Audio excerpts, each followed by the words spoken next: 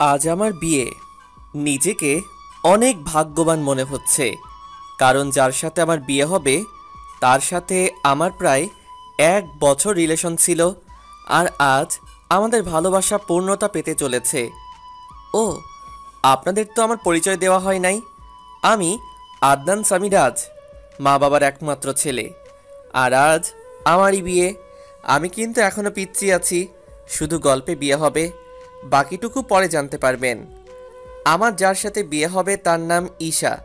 আমরা একে অপরকে অনেক ভালোবাসি। কিছুক্ষণ পরে আমার বাবা আমার রুমে আসলো আর বলল, রাজ, তুই এখনো রেডি হওয়া বাদ দিয়ে বসে আসছিস কেন? তাড়াতাড়ি রেডি হয়ে নে, সবাই তো তোর জন্য অপেক্ষা করছে। আব্বু তুমি যাও, আমি 2 মিনিটের মধ্যে আসছি। তারপর আব্বু চলে গেল আর আমি রেডি হওয়ার জন্য ওয়াশরুমে গেলাম। কিছুক্ষণ পর রেডি হয়ে নিচে নামলাম। তখন আমার আম্মু আমার কাছে এসে বলল, বাহ, আমার ছেলেকে তো অনেক হ্যান্ডসাম লাগছে। থ্যাংক ইউ আম্মু। হয়েছে, এখন যাও, সবাই গাড়িতে অপেক্ষা করছে। আম্মু এখন আসি। আম্মুর কাছ থেকে বিদায় নিয়ে আমি গাড়িতে গিয়ে বসলাম। আর তখন আমার বন্ধুরা আমাকে নানানভাবে জ্বালাতে লাগলো। কিছুক্ষণ পরে আমি আবার শ্বশুরবাড়ি এসে পৌঁছালাম। শ্বশুরবাড়ির সবাই আমাকে অনেক আদরেই বরণ করে নিল। আমিও আমার বন্ধুরা সবাই বসে আছি। তখন আমার আব্বু আমার কাছে এসে বলল, রাজ, একটু এই দিকে আয় তো, তোর সাথে আমার কিছু কথা। জি আব্বু বলো। ঈশা অন্য ছেলের সাথে পালিয়েছে। এই কথা শোনার পর মনে হলো যেন কেউ সজোরে আমার বুকে আঘাত করলো। তাও আমি নিজেকে সামনে নিয়ে বললাম, কি বলছো এগুলা? ঈশা আমার সাথে এমন করতে পারে না। আমারও প্রথমে তাই মনে হয়েছিল, তারপর এটা দেখার পরে বিশ্বাস করতে বাধ্য হলাম। আমি বাবার হাত থেকে চিঠিটা নিয়ে পড়তে শুরু করলাম। সেখানে লেখা ছিল, প্রিয় রাজ, পারলে আমায় ক্ষমা করে দিও। তোমার সাথে রিলেশন চলাকালীন আমি আরেকজনকে ভালোবেসে ফেলি, আর সে বাংলাদেশের সবচেয়ে বড় কোম্পানি এয়ার কোম্পানিতে ম্যানেজার। আর তুমি শুধু একজন সাধারণ কর্মচারী। তাই আমি অনেক ভেবে এই সিদ্ধান্ত নিয়েছি যে আমি তোমার সাথে না, মেয়েদের সাথেই বিয়ে করব। তাই আমাকে মাফ করে দিও। ইতি ঈশা। আমি ঈশার চিঠিটা পড়ে হাসলাম আর ভাবতে থাকলাম যে মানুষ টাকার জন্য কত কিছুই না করতে পারে। ঠিক তখন ঈশার বাবা এসে আমার বাবাকে বলল, দেখুন, আমার মেয়ে যা করেছে তার জন্য আমরা অনেক লজ্জিত। তাই বলছিলাম, যদি আমার ছোট মেয়ে নিশিকে আপনার ছেলের সাথে যদি বিয়ে দিতেন। আমার ছেলেকে কি আপনার খেলনা মনে হয় যে যার ইচ্ছে তার সাথে ওর বিয়ে দিব? তখন আমি আমার বাবাকে বললাম যে আমি এই বিয়ে করতে রাজি, তাই যত তাড়াতাড়ি সম্ভব বিয়ের ব্যবস্থা করতে। এর কিছুক্ষণ পরেই আমাদের বিয়ে হয়ে যায় আর আমার নতুন বউ নিয়ে বাসায় চলে আসি। বাসায় আসার পর আমি সোজা ছাদে চলে যাই আর ভাবতে থাকি আমার জীবনটা কেমন করে হঠাৎ করে বদলে গেল। কি হওয়ার ছিল আর কি হলো। না, এরকম করে চলা যাবে না। কিছুক্ষণ পরে দেখি আমার বাবা আমার পাশে দাঁড়িয়ে আছে আর আমাকে উদ্দেশ্য করে বলল, দেখ রাজ, যা হওয়ার তা তো হয়েই গেছে, এখন আর কিছু করার নাই। তাই বলছিলাম তুই এখন ঘরে যা। আব্বু যাব, তার আগে তোমার সাথে আমার কিছু কথা আছে। এতে অনুমতি নেওয়ার কি আছে? যা বলতে চাস বল। আব্বু, আমি সব কিছুর দায়িত্ব বুঝে নিতে চাই। তুমি সব কিছুর ব্যবস্থা করো, আমি 2 দিন পরে সব কিছু শুরু করব। ও, এই কথা। তুই কিছু চিন্তা করিস না, আমি সব কিছুর ব্যবস্থা করছি। এখন তুই রুমে যা, বৌমা সেই অনেকক্ষণ ধরে অপেক্ষা করছে। তারপর আমি আমার রুমের দিকে এগুতে থাকি আর রুমের দরজার কাছে দাঁড়িয়ে ভাবতে থাকি ঢুকবো কি ঢুকবো না। তারপর কিছু না ভেবে ঢুকে পড়ি। আর ঢোকা মাত্র আমার শালিকা মানে আমার নতুন বউ আমায় সালাম করে। তখন আমি তাকে বলি, দেখো নিশি, তুমি তো জানো আমাদের বিয়েটা কিভাবে হয়েছে। তাই আমি চাই আগে আমরা একে অপরকে ভালোভাবে জানবো, তারপর নতুন জীবন শুরু করব। উত্তরে নিশি শুধু মাথা নড়ালো। তাই বেশি কিছু না বলে নিশিকে বিছানায় আর আমি সোফায় শুয়ে পড়ি আর হারিয়ে যাই ঘুমের রাজ্যে। সকালে একটা মিষ্টি কণ্ঠে ঘুম ভাঙে। তখন আমি চোখ মেলে দেখি নিশি আমায় ডাকছে। আমি ওর দিকে তাকিয়ে নিজের চোখ সরাতে পারছি না, কারণ নিশি মাত্র শাওয়ার নিয়ে বের হলো আর ভেজা চুলে নিশিকে অসাধারণ লাগছে। তখন আবার নিশির কথায় বাস্তবে ফিরি। তাই আমি নিশিকে জিজ্ঞাসা করলাম, কি হয়েছে, এত ডাকছো কেন? নিচে সবাই নাস্তা করার জন্য ডাকছে, আপনাকে আর আমাকে, তাই। ও, তুমি একটু ওয়েট করো, আমি ফ্রেশ হয়ে আসছি।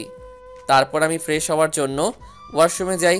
আর যখন বের হয় তখন নিশিকে দেখে ক্রাশ খাই, কারণ আমি বের হয়ে দেখি নিশি একটা নীল শাড়ি পরে আছে, তার সাথে হালকা সাজ।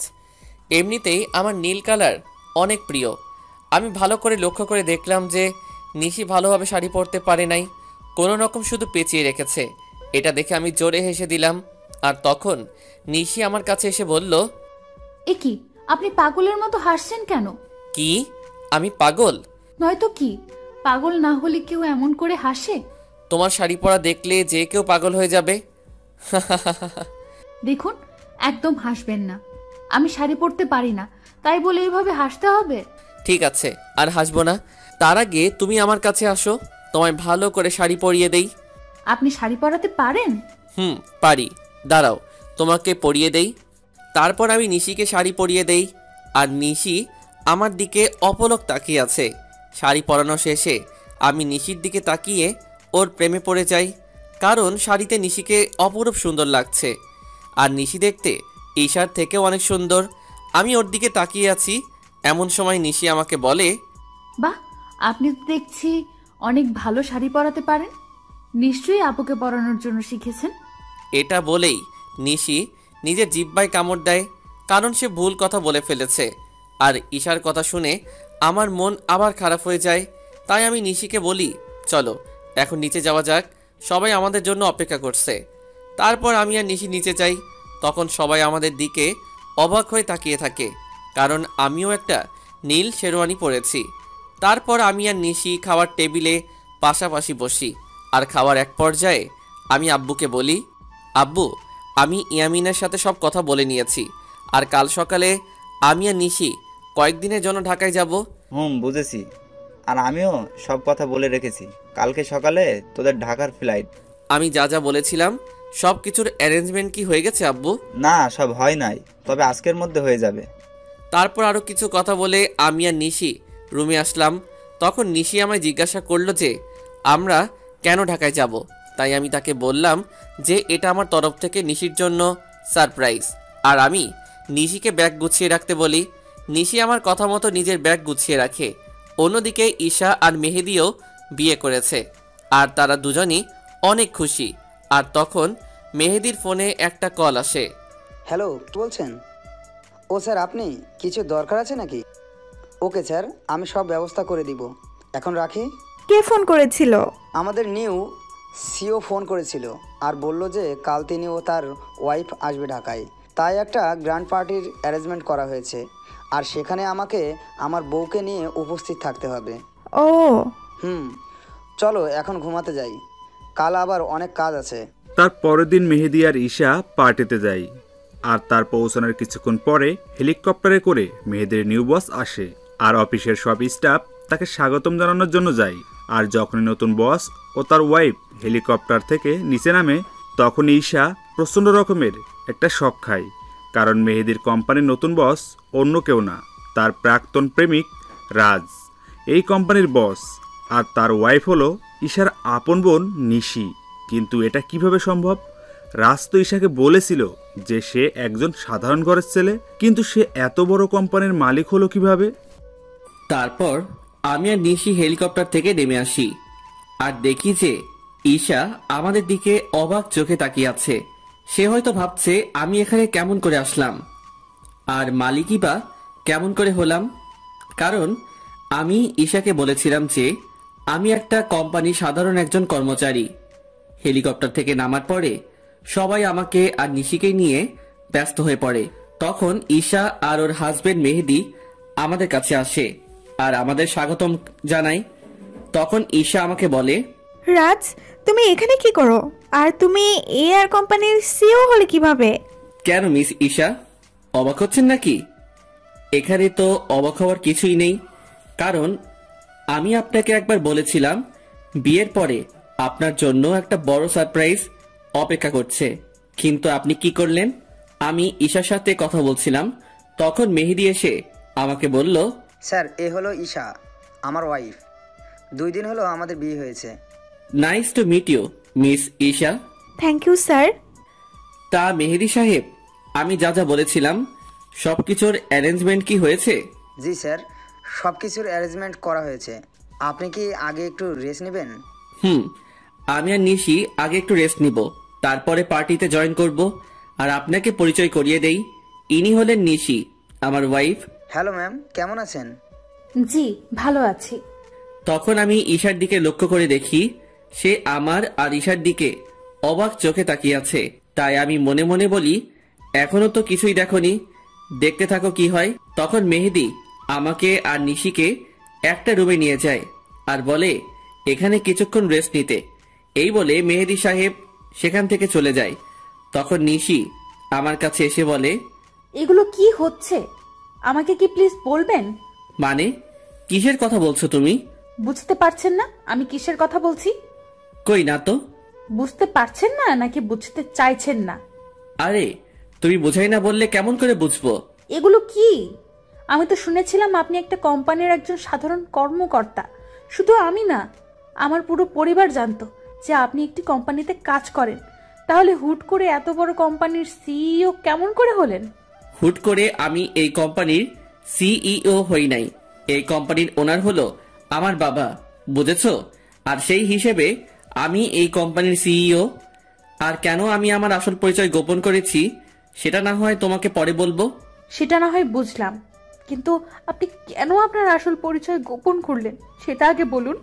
বললাম তো আমি তোমাকে সব বলবো, তার আগে তুমি কান্না বন্ধ করো। নিশিকে নিজের বুকের মাঝে জড়িয়ে নিয়ে কেন জানি নিশির কান্নাটা আমার সহ্য হলো না। তারপর নিশিও আমায় জড়িয়ে ধরে কান্না করতে থাকলো। এভাবে কিছুক্ষণ নিশি কান্না করলো। তারপর যখন সে বুঝতে পারলো যে সে আমায় জড়িয়ে ধরে আছে, তখন হঠাৎ করে আমায় ছেড়ে দিয়ে বলল, আমি সরি, আসলে আমি বুঝতে পারি নাই, তাই এমনটা করেছি। আসলে আমি একটু ইমোশনাল হয়ে পড়েছিলাম তো তাই। ইটস ওকে নিশি, তুমি গিয়ে ফ্রেশ হয়ে নাও, আমাদের আবার নিচে পার্টিতে যেতে হবে। তারপর নিশি ওয়াশরুমে ফ্রেশ হতে চলে যায়। কিছুক্ষণ পরে নিশি বাহির হয়। তখন আমি ফ্রেশ হওয়ার জন্য ওয়াশরুমে প্রবেশ করি। আর বের হওয়া মাত্র নিশিকে দেখে টাসকি খাই, কারণ নিশিকে নীল শাড়িতে একদম অপসরীর মতো লাগছে, সাথে হালকা মেকআপ, যা দেখে যে কেউ নিশির প্রেমে পড়তে বাধ্য। আমাকে এভাবে তাকিয়ে থাকতে দেখে নিশি আমার চোখের সামনে তুড়ি বাজিয়ে জিজ্ঞাসা করে, এই যে মিস্টার, এইভাবে তাকিয়ে কি দেখছেন? একটা ডানা কাটা পড়ি, নিজের অজান্তেই বলে ফেলি। আর আমার কথায় নিশি বেশ লজ্জা পায়, যা ওর চেহারা দেখে বোঝা যাচ্ছে, কারণ নিশির চেহারা একদম লজ্জায় লাল হয়ে গেছে। তখন আমি বলি, থাক আর লজ্জা পেতে হবে না, এখন তাড়াতাড়ি রেডি হয়ে নাও তো। তখন নিশি আবার রেডি হতে থাকে। আর নিশি যখন লিপস্টিক তার ঠোঁটে দিতে যাবে, তখন আমি তাকে আটকিয়ে বলি যে, তোমাকে এমনি অনেক ভালো লাগছে, এইসব লিপস্টিক আর কোনো দিন দিবা না, ওকে? নিশিও বাধ্য মেয়ের মতো মাথা নাড়ালো। কিছুক্ষণ পরে নিশি আমাকে জিজ্ঞাসা করে যে তাকে কেমন লাগছে। আর আমি তো নিশিকে দেখে ওর প্রায় প্রেমেই পড়ে যাই, কারণ নিশিকে হালকা সাজে একদম পরীর মতো লাগছে। তাই আমি ওর কাছে গিয়ে বলি, সবই ঠিক আছে, শুধু একটা জিনিস ছাড়া। ও, আরে শুনবে তো কি জিনিস? না বললে শুনবো কেমন করে? তোমার গলায় কাজল দেওয়া হয়, তোমাকে কেউ যদি এইভাবে দেখে তাহলে সবার নজর লেগে যাবে তো, তাই না? তারপর আমি নিজের হাতে নিশির ঘাড়ে কাজল লাগিয়ে দেই। আর আমার ছোঁয়া পাওয়া মাত্র নিশি কিছুটা কেঁপে ওঠে। আর নিশির এত কাছে গিয়ে আমিও কেমন যেন একটা ঘোরের মধ্যে চলে গেছিলাম। আর নিশিও কিছুটা আমার মতোই হয়ে গেছিল। তখন আমি নিশির মুখটা উপরের দিকে তুলে আমার ঠোঁট ওর ঠোঁটের দিকে এগিয়ে নিয়ে যাই। আর যখনই আমি নিজের ঠোঁট নিশির ঠোঁটের সাথে মেলাবো, তখনই কেউ একজন রুমের মধ্যে প্রবেশ করে। এতে করে নিশি আমার থেকে কিছুটা দূরে চলে যায় আর আমাদের দুজনেরই ঘোরটা কেটে যায়। তাই তখন দেখার চেষ্টা করি যে কে এসেছে, আর তখনই দেখি ঈশা দাঁড়িয়ে আছে। এতে করে আমার রাগটা বেড়ে যায়। তাই আমি ঈশাকে গিয়ে বলি, আপনার কি এগুলো সাধারণ বুদ্ধিটুকু কি নেই যে একটা সদ্য বিবাহিত দম্পতির রুমে কোনো পারমিশন ছাড়া প্রবেশ করেছেন? আসলে আমি তো জানতাম না ভেতরে কি হচ্ছিল, আর তোমার রুমে ঢুকতে তো আগে কখনো পারমিশন লাগেনি, তাই।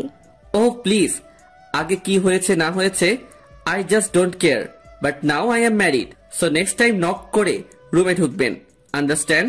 Yes, I understand. কথাটা মনে থাকে যেন। আর কি জন্য এসেছেন সেটা কি জানতে পারি?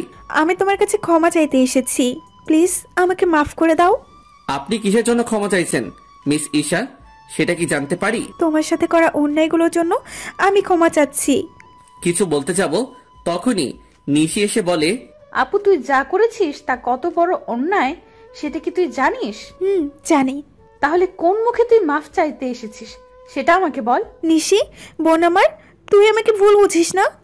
আমি তো আমার ভুল বুঝতে পেরেছি, তাই তো আমি ক্ষমা চাইতে এসেছি। আপনি কোনো অন্যায় করেন নাই মিস ঈশা। অন্যায় তো করেছি আমি। আপনার মতো একজন প্রতারককে ভালোবেসেছিলাম। এটার চেয়ে বড় অন্যায় আর কি হতে পারে সেটা বলুন তো। আমি আরো কিছু বলতে যাব তার আগে আমার ফোনে একটা কল আসে। আমি কলটা রিসিভ করেই নিশিকে বলি যে তাড়াতাড়ি রেডি হয়ে নিতে। আর ফোনটা করেছিল মেহেদি, মানে ঈশার হাজবেন্ড।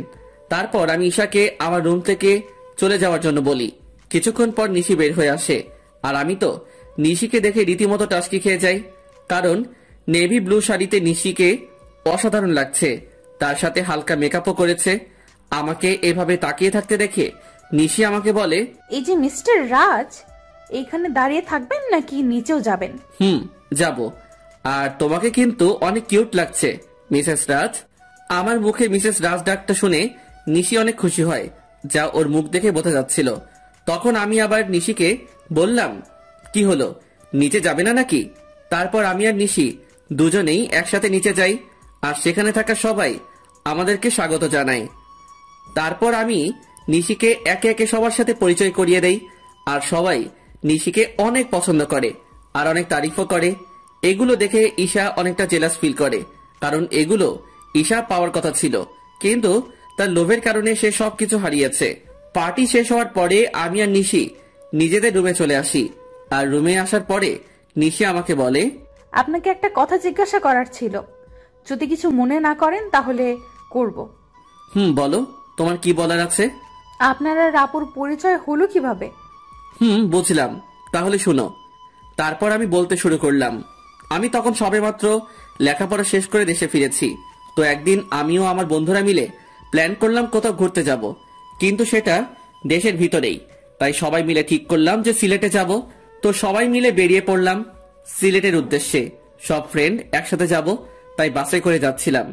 কিন্তু বাসে উঠে বাদে এক বিপত্তি। আমার সব ফ্রেন্ডের সিট এক জায়গায় পড়েছিল, আর আমার সিট পড়েছিল এক মেয়ের সাথে। তাই কিছু করার না থাকায় বাধ্য হয়ে ওই সিটে বসে পড়ি। কিছুক্ষণ পরে যখন মেয়েটি আসে, আমি তার দিকে তাকিয়ে রীতিমতো টাসকি খাই, কারণ এত সুন্দরী মেয়ে আমি এর আগে কখনো দেখি নাই।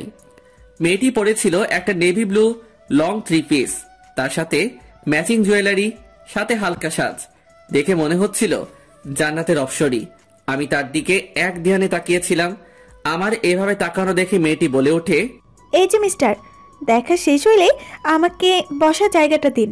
মেয়েটি কিছুক্ষণ পরে আমায় জিজ্ঞাসা করে, হাই, আমি ঈশা। আপনার নামটা কি জানতে পারি? আমি রাজ। বাহ, চেহারার সাথে নামেরও মিল আছে। সিলেট যাচ্ছেন নিশ্চয়? আপনি কেমন করে জানলেন? এমন আবল তো জীবনেও দেখি নাই। সিলেটের বাসে করে মানুষ অন্য কোথাও কি যাইতে পারে বলেন তো? এটাই আপনি বুঝবেন না মিস্টার। রাগ তোর বুঝাবুঝি। ও তখন আমি তাকে বললাম যে, আপনি কি একাই যাচ্ছেন নাকি? উত্তরে সে বলল, একা কেন যাব, আমার সাথে তো আপনি আছেন, তাই না? আপনি যদি চান তাহলে সত্যি যেতে পারি। মনে মনে বললাম, কিছু বললেন? কই না তো। ও, আমি মনে করেছিলাম হয়তো কিছু বললেন। না, আমি তো কিছুই বলি নাই। তা সিলেটে কোথায় যাচ্ছেন? এই তো ফ্রেন্ডসদের সাথে ঘুরতে যাইতেছি। আর আপনি? আমিও তো ফ্রেন্ডদের সাথে যাচ্ছি। আপনি কি স্টুডেন্ট নাকি জব টপ করেন? আমি হলাম। আপনি হলেন কি? না, আসল পরিচয়টা দেওয়া যাবে না। আমি একটা সফটওয়্যার কোম্পানিতে জব করি। মিথ্যা পরিচয় দিলাম। ও। তারপর ঈশার সাথে আরো অনেক কথা হলো। তখন জানতে পারলাম সে অনার্স 2য় বর্ষের ছাত্রী। এইভাবেই আমাদের পরিচয় হয়। তারপর পরিচয় থেকে ভালোবাসা। আমি আর ঈশা অনেক ভালো ফ্রেন্ড হয়ে গেছিলাম। আমরা সিলেট থেকে ফিরে এসেও একে অপরের সাথে যোগাযোগ করতাম। একদিন আমি ঈশাকে প্রপোজ করি, আর ঈশাও সেটা অ্যাকসেপ্ট করে। কিন্তু রিলেশনে থাকা অবস্থায়ও আমি আমার আসল পরিচয়টা ঈশাকে জানাইনি। আমি চেয়েছিলাম ঈশাকে এটা সারপ্রাইজ দিব, কিন্তু পরে যে আমি নিজে সারপ্রাইজ হয়ে যাব এইটা ভাবতে পারি নাই। কথাগুলো বলে নিজের অজান্তেই আমার চোখ দিয়ে পানি বের হয়ে গেছিল। সেটা বুঝতেই পারি নাই। আমি কিছুক্ষণ পরে নিশির দিকে লক্ষ্য করে দেখি সেও কান্না করছে। তখন আমি তাকে বলি, এ কি, তুমি কান্না করছো কেন? আপনি আপুকে এতটা ভালোবাসতেন, আর আপু আপনার সাথে কি করলো? যা হওয়ার তা তো হয়েই গেছে, আর এখন তুমি আমার স্ত্রী, এটাই সত্যি। আর আমি চাই এই সম্পর্কটা ভালোভাবে নিভাতে। আমি চেষ্টা করব। তার আগে বলেন, আপনি আর কখনো আপুর কথা মনে করবেন না। কথা দিলাম। নিশি আমাকে এভাবে জড়িয়ে ধরবে আমি সেটা ভাবতেও পারি নাই। কেন যেন নিশির এভাবে জড়িয়ে ধরা আমার অনেক ভালোই লাগছে। এই যে মিস, এবার কি আমাকে ছাড়বেন? কথাটি বলা মাত্র নিশি আমাকে ছেড়ে দিল, আর নিশির মুখ একদম লজ্জায় লাল হয়ে আছে। তখন আমি নিশিকে আমার কোলের উপর বসিয়ে ওর চুলে বিলি কেটে দিতে দিতে বললাম, আমাকে ছেড়ে কখনো যাবে না তো? না, কখনোই না। তারপর আমি নিশির কপালে আলতো করে একটা চুমু খেলাম, আর আমার ঠোঁটের ছোঁয়া পাওয়া মাত্র নিশি কেঁপে উঠল। এখন যাও, ফ্রেশ হয়ে আসো। আজ এমনিতেও অনেক ধকল গেছে, আগামীকাল থেকে আমরা নতুন জীবন শুরু করব। আমার কথায় হয়তো কিছুটা লজ্জা পেয়েছে। তারপর নিশি ফ্রেশ হয়ে আসে, আর আমি নিশিকে জড়িয়ে ধরে শুয়ে পড়ি। এই কয়দিনে আমি নিশিকে অনেকটাই ভালোবেসে ফেলেছি। পরের দিন সকালবেলা নিশির আগেই ঘুমটা ভেঙে যায়। আমি ঘুম থেকে উঠে যখন বসতে যাব, তখন দেখি নিশি আমার বুকের মাঝে শুয়ে আছে, আর নিশির ঘুমন্ত চেহারাটা অনেক সুন্দর লাগছে। হয়তো সব মেয়েদের ঘুমন্ত চেহারা একরকম হয়, কিন্তু নিশির মতো কারো হয় না। তখন আমি খেয়াল করে দেখি নিশির মুখের উপর কিছুটা চুল এসে পড়েছে, যার কারণে তার ঘুমের সমস্যা হচ্ছে। তাই আমি নিশির মুখের উপর থেকে চুলগুলো সরিয়ে কানের সাথে গুজে দেই। তখনই আমার চোখ আটকে যায় নিশির গোলাপি ঠোঁটের উপর। আমি নিজের অজান্তেই নিশির ঠোঁটে চুমু দিয়ে বসি, আর তখনই নিশি জেগে যায়। আমাকে ওর এত কাছে দেখে নিশি কিছুটা ঘাবড়ে যায়, আর আমি ওকে কিস করেছি এটা বুঝতে পেরে নিশি লজ্জা পেয়ে আমার বুকের মাঝে মুখ লুকিয়ে ফেলে। তখন আমি নিশিকে বলি, এই কি হলো তোমার, আর এমন কেন করছো? আমার মনে হয় লজ্জা করে না। বাবা, এখনই এত লজ্জা? তাহলে রাতে যা হবে তখন কি করবা? যা ফাজিল কোথাকার, মুখে কিচ্ছু আটকায় না। নিশি জানো, তোমার ঠোঁটের স্বাদ কিন্তু সেই রকম। নিশিকে লজ্জা দেওয়ার জন্য। যা। আর আমি বসে বসে ভাবতে লাগলাম, পাগলিটা এই কয়দিনে আমাকে অনেক ভালোবেসে ফেলেছে, আর আমিও ওকে অনেক ভালোবেসে ফেলেছি। কিছুক্ষণ পরে নিশি ওয়াশরুম থেকে বাহির হলো, আর আমি ফ্রেশ হতে চলে গেলাম। আমি ফ্রেশ হয়ে এসে দেখি নিশি চুল বুঝছে। তখন আমি নিশিকে পেছন থেকে জড়িয়ে ধরি, আর নিশির চুলের মধ্যে নাক ডুবিয়ে দেই। এতে নিশি কিছুটা কেঁপে ওঠে। আমি নিশির চুলের গন্ধে কোথায় যেন হারিয়ে গিয়েছিলাম। নিশির ডাকে আমার ঘোর ভাঙলো। নিশি আমাকে বলল, এই যে মিস্টার, অফিসে যাবেন না নাকি? এত সুন্দর বউ রেখে কিভাবে অফিস যাই বলো তো? তার চেয়ে বরং চলো তুমি আর আমি ঘুরতে যাই। সত্যি বলছেন? না, মিথ্যা বলছি। আমার কথা শুনে নিশির হাসি মাখা মুখ নিমিষেই গায়েব হয়ে গেল। তখন আমি বললাম, থাক, আর ঢং করতে হবে না, তাড়াতাড়ি গিয়ে রেডি হয়ে আসুন। আপনি অনেক কিউট বলে আমাকে কিস করে এক দৌড়ে পালালো। আমি তখন মনে মনে বললাম, পাগলি একটা। কিছুক্ষণ পরে নিশি নেভি ব্লু শাড়ি পরে বের হলো, আর সাথে হালকা সাজ। এতে নিশিকে আরো বেশি সুন্দরী লাগছিল। তারপর নিশি আমার কাছে এসে বলে, চলুন, আমি রেডি। চলো। তারপর আমি ম্যানেজারকে ফোন দিয়ে আসতে বলি। ম্যানেজার মানে ঈশার হাজবেন্ড। কিছুক্ষণ পরে ঈশা ও তার হাজবেন্ড আসে, আর আমাকে বলে, স্যার, আপনি যা যা বলেছিলেন সব রেডি। ধন্যবাদ মেহেদি সাহেব। আরে, এতে ধন্যবাদ দেওয়ার কি আছে? মেহেদি সাহেব, আমি আপনাকে একটা জিনিস আনতে বলেছিলাম, সেটা কি এনেছেন? হ্যাঁ স্যার, এনেছি, এই নিন। তখন আমি নিশিকে ডাকি আর জিজ্ঞাসা করি, এইটা কেমন হয়েছে? আপনাদের তো বলতেই ভুলে গিয়েছি, ওই প্যাকেটের মধ্যে একটা নেকলেস ছিল, যেটা আমি নিশির জন্য আনতে বলেছিলাম। Wow, it's gorgeous. এবার পড়ুন দেখি। এটা আমার জন্য? এবার পড়ুন তো। না, আপনি আমাকে পরিয়ে দিন। তো কি আর করার, সবার সামনে আমি নিশিকে নেকলেসটা পরিয়ে দিলাম। পরানোর পর ঈশার দিকে তাকিয়ে দেখি সে কেমন করে যেন তাকিয়ে আছে নিশির দিকে। হয়তো সে এটা ভাবছে যে যা ওর পাওয়ার কথা ছিল সেটা তার ছোট বোন পাইতেছে। তারপর আমি আর নিশি ঘুরতে বাহির হলাম। সারাদিন ঘোরাঘুরি করে যখন নদীর ধারে গিয়ে বসলাম, তখন নিশি বলল যে সে ফুচকা খাবে। অনেক বোঝানোর পরেও কোনো লাভ হইল না, তাই তাকে ফুচকা খেতে নিয়ে গেলাম। আর আমি নিশির ফুচকা খাওয়া দেখে অবাক না হয়ে পারলাম না। মেয়েরা এত ফুচকা কিভাবে খেতে পারে সেটা আল্লাহই ভালো জানে। প্রায় অনেক রাত হয়ে যায় বাসায় ফিরতে। তারপর বাসায় ফিরেই আমি ওয়াশরুমে চলে যাই ফ্রেশ হতে। আমি বের হওয়ার পরে নিশি ঢুকে। কিছুক্ষণ পরে নিশি বাহির হয়। তখন আমি নিশিকে গিয়ে পেছন থেকে জড়িয়ে ধরি আর বলি, সকালে কি বলেছিলাম মনে আছে? নিশি উত্তরে শুধু মাথা নাড়ালো। তাহলে শুরু করা যাক। আমি কি নিষেধ করেছি নাকি? আমি নিশির সাই পেয়ে ওকে কোলে তুলে নেই আর বিছানায় গিয়ে রাখি। তারপর আমি নিশির গলায় আস্তে করে কয়েকটা কিস করি। এতে নিশির নিঃশ্বাস আস্তে আস্তে ঘন হতে থাকে। তারপর আমরা দুজন হারিয়ে যাই ভালোবাসার অতলে। আর কিছু কমু না, লজ্জা লাগে। পরের দিন সকালে নিশির ডাকে আমার ঘুম ভাঙে। নিশি মাত্র গোসল করে এসেছে আর ওকে দেখতেও অসাধারণ লাগছে। তাই আমি নিশিকে এক টানে আমার বুকের উপর নিয়ে আসি। তখন নিশি বলে, সারা রাত দুষ্টামি করেও হয় নাই, এখন আবার শুরু করেছেন? তাড়াতাড়ি রেডি হয়ে অফিস যান। ওকে বাবা, আমি যাইতেছি। তার আগে একটা কিস দাও। একটা দিলে যাবেন? যাবো। তারপর নিশি আমাকে একটা কিস দেয় আর আমিও উঠে ফ্রেশ হয়ে অফিসে চলে যাই। কিছুদিন পরে আমি আর নিশি আমাদের বাসায় চলে আসি আর সেখান থেকেই অফিস শুরু করি। খুনসুটি ভালোবাসায় আমাদের দিন খুব ভালোই চলছিল, কিন্তু একদিন হঠাৎ করে সবকিছু এলোমেলো হয়ে যায়। দেখতে দেখতে আমার আর নিশির বিয়ের 3 মাস পার হয়ে গেছে। আর এই 3টা মাসের মধ্যে নিশি একদিনও আমার বুকে মাথা না দিয়ে ঘুমায় না। এই 3 মাসে আমার দুজনকে অনেক বেশি ভালোবেসে ফেলি। সকালে আমি অফিসের জন্য রেডি হচ্ছিলাম, তখন নিশি এসে আমাকে পেছন থেকে জড়িয়ে ধরে আর বলে, আজ অফিস থেকে একটু তাড়াতাড়ি আসবেন কেমন? আজ আপনার জন্য একটা সারপ্রাইজ আছে। কি সারপ্রাইজ গো বউ? এখন বলা যাবে না, আগে অফিস থেকে ফিরুন, তারপর বলবো। ওকে, এবার আমার কাছে আসো তো, তোমায় একটু আদর করে নেই। সবসময় দুষ্টুমি, তাই না? না গো বউ, তুমি জানো না, তোমায় আদর না করে গেলে আমার দিন ভালো যায় না। তাই এখন আর কোনো কথা না বলে আমার কাছে আসো। তারপর নিশি আমার কাছে আসলো আর আমি নিশির ঠোঁটজোড়া আমার দখলে নিয়ে নিলাম। প্রায় 5 মিনিট পরে ছাড়লাম। তারপর আমি নিশিকে বললাম, আমি এখন আসি। আপনি খুব স্বার্থপর। কেন গো, আমি আবার কি করলাম? আপনি তো ঠিকই আপনার ভাগের আদরটা নিলেন আর আমার পাওনাটা না দিয়েই চলে যাচ্ছেন। ও কি বোঝাতে চাইছে সেটা আমি বুঝতে পেরে আমি নিশিকে আমার কাছে ডাকি, কিন্তু সে আসবে না। মহারানী বলে, নিশি বাবু আমার কাছে আসো। আমি কোনো বাবু নই, আর নিশি রাগ করেছে, তাই কারোর সাথে কথা বলবে না। ও তাই?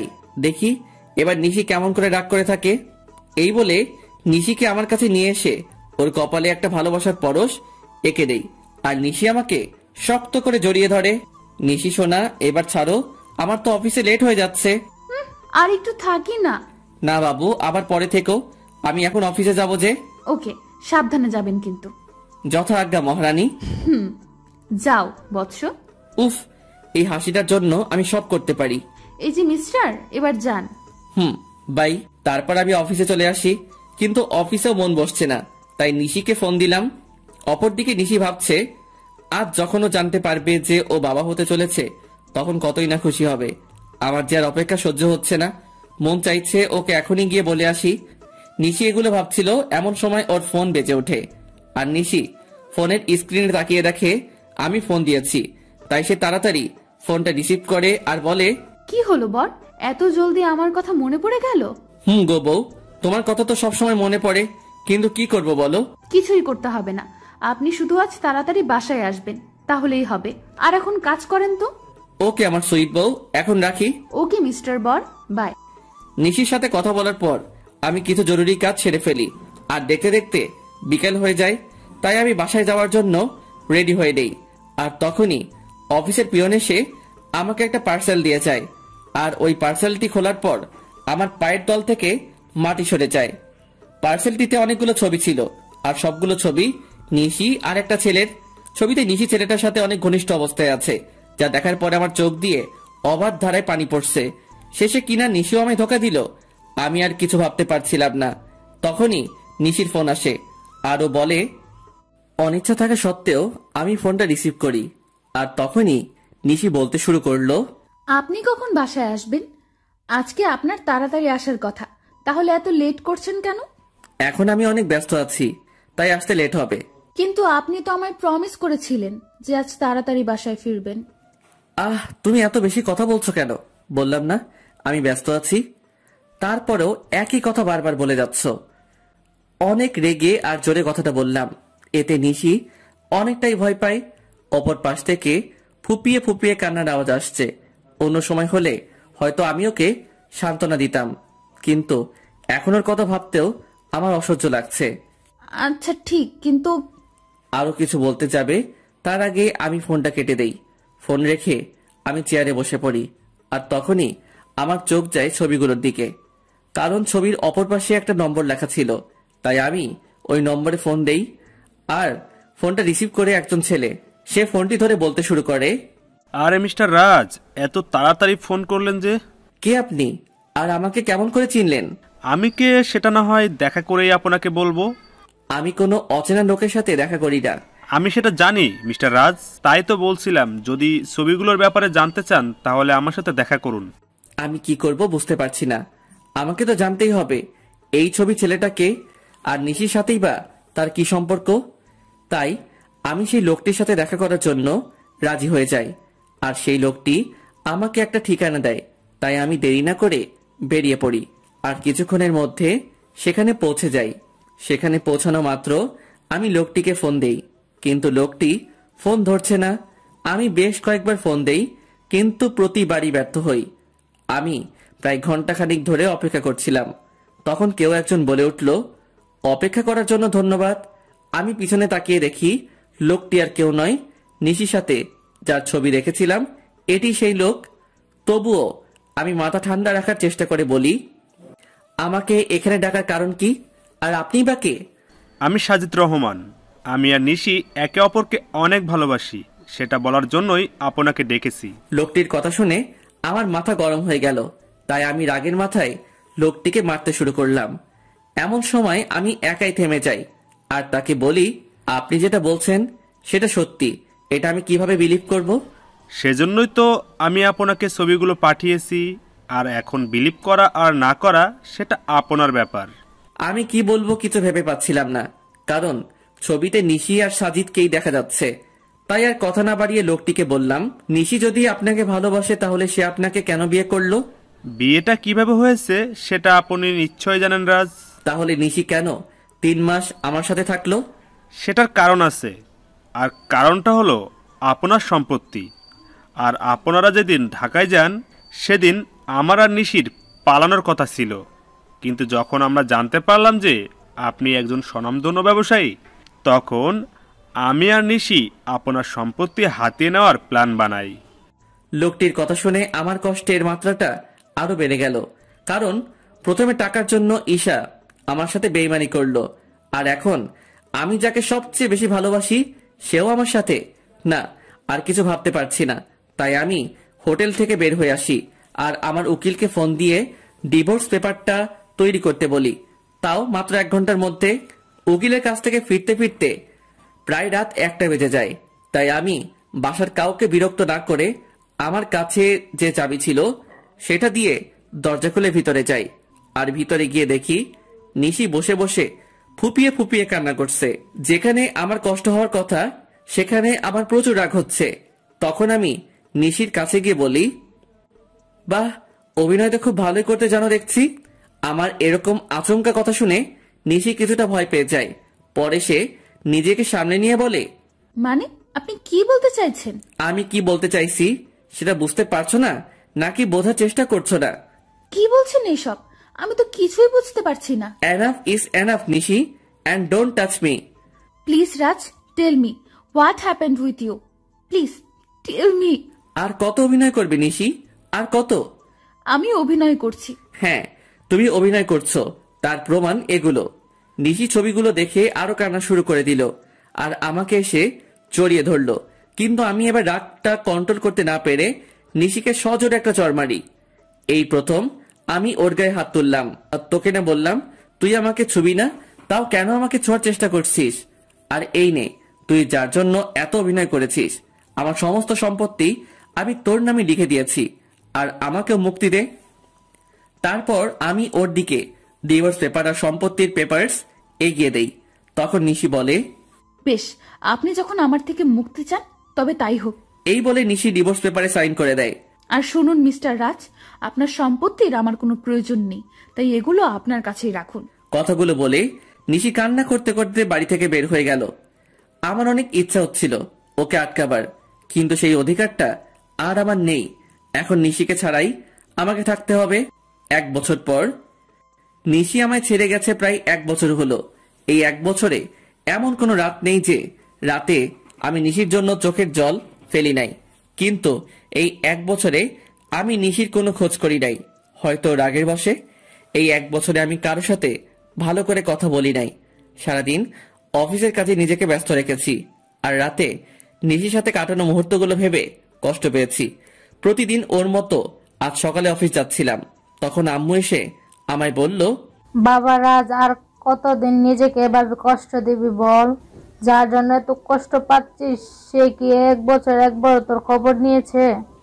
আহ আম্মু, এত ঘুরিয়ে পেঁচিয়ে কথা না বলে কি বলতে চাও সেটা বলো তো।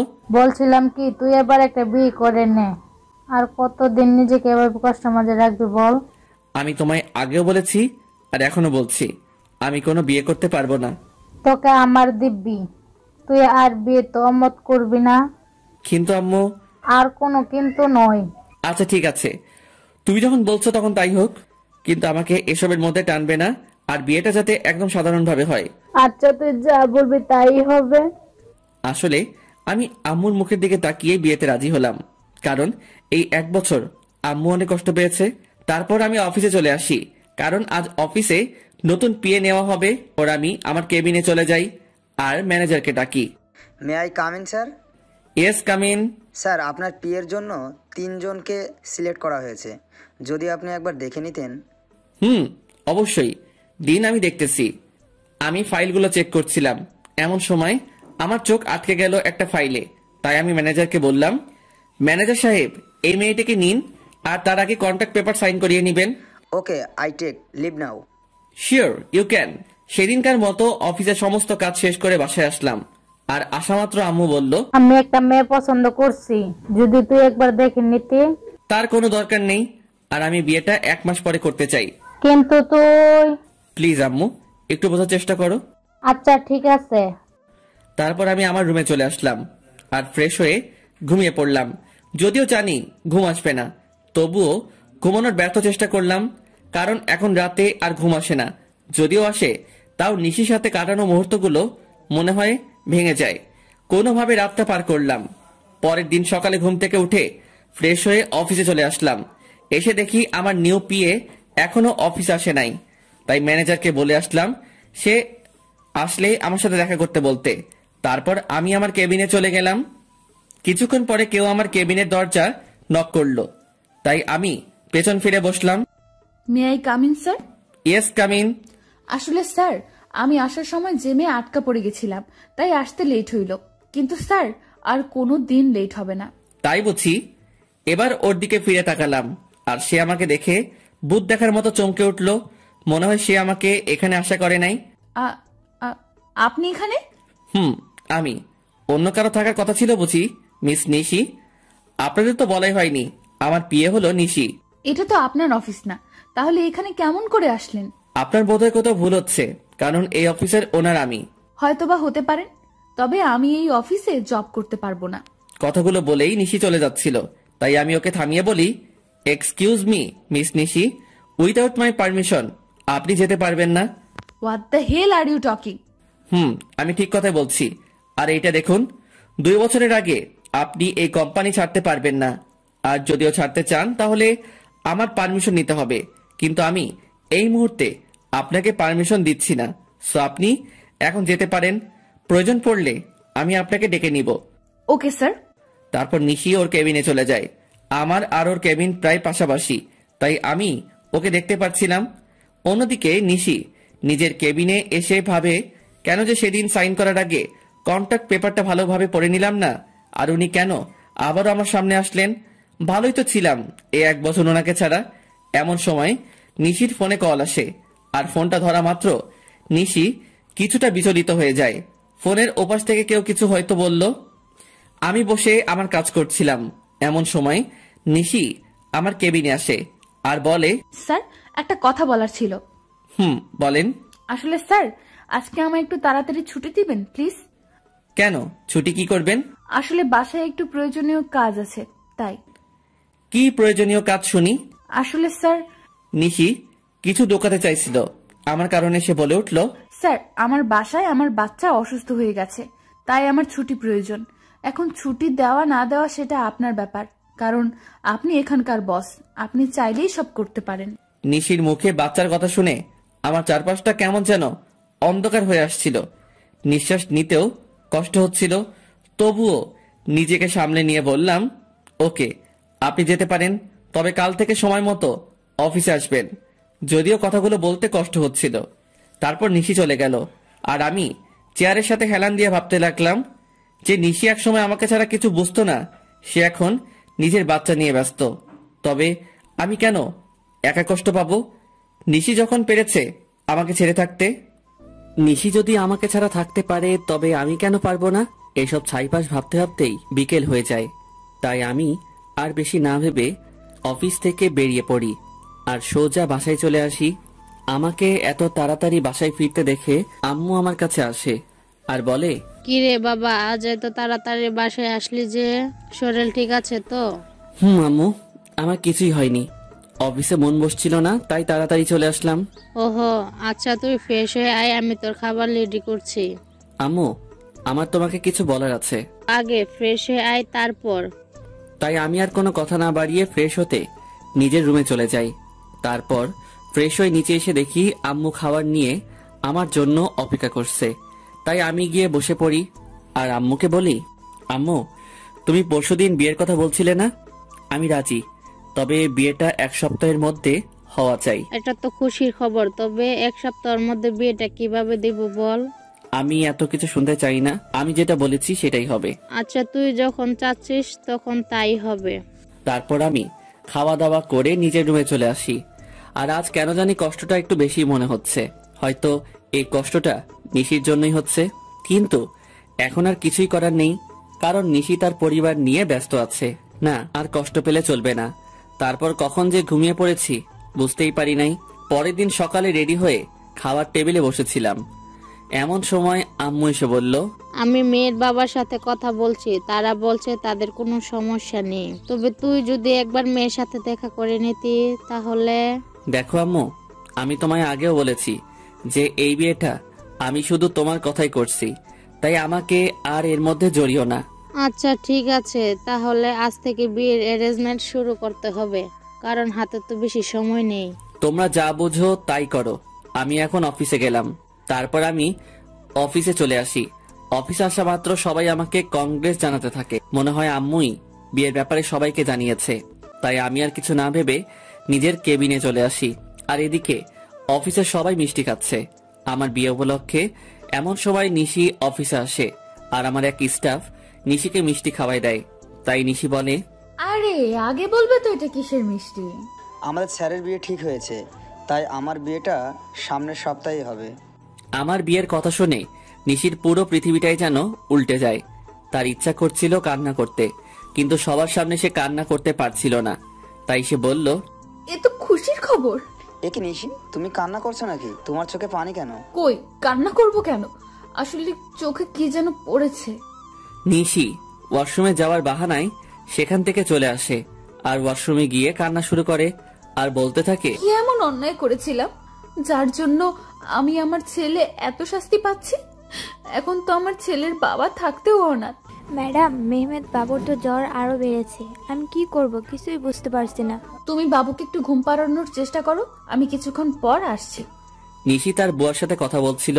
এমন সময় আমি নিশিকে ডেকে পাঠাই। তখন নিশি এসে বলে, may I come in sir? Yeah coming. Sir আমাকে ডেকেছিলেন?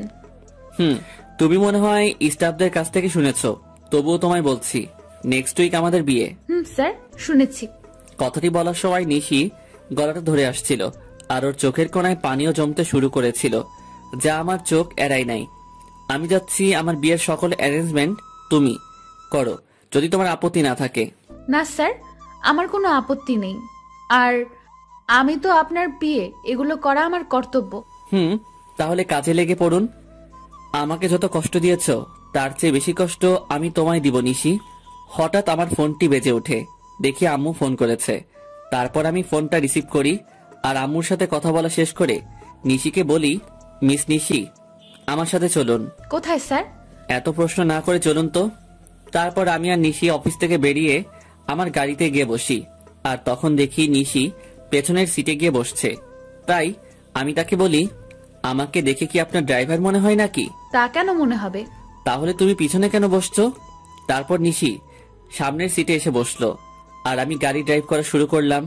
কিছুক্ষণ পরে গাড়ি একটা রেস্টুরেন্টের পাশে দাঁড় করালাম, আর নিশিকে বললাম, চলো ভেতরে। আমরা এখানে কেন আসলাম? আমি ওর প্রশ্নের জবাব না দিয়ে ভেতরে ঢুকে গেলাম, আর পেছন ফিরে দেখি নিশিও আসছে। আমি রেস্টুরেন্টে ঢোকার পরে একটা মেয়ে এসে আমাকে জড়িয়ে ধরে, আর আমিও নিশিকে দেখিয়ে মেয়েটিকে জড়িয়ে ধরি। আর নিশির দিকে তাকিয়ে দেখি ও এখনই কান্না করে দিবে এমন অবস্থা। তারপর আমি বলি, নিশি, এ হলো মায়া, আমার বাগদত্তা, আর মায়া, এ হলো নিশি, আমার পিয়ে। আমার মুখে নিশি হয়তো পিয়ে শব্দটা আশা করেনি, আর মায়ার পরিচয় পাওয়ার পর নিশি এবার আর নিজের চোখের জল আটকে রাখতে পারে নাই, যার কারণে ওর চোখ থেকে অবাধ ধারায় জল পড়তে থাকে। আর আপনারা হয়তো ভাবছেন মায়া এখানে কেমন করে আসলো, আর আমি বা ওকে কেমন করে চিনলাম। তাহলে শুনুন, আমি যখন অফিসে ছিলাম তখন আম্মু ফোন দেয় আর বলে মায়ার সাথে দেখা করার কথা।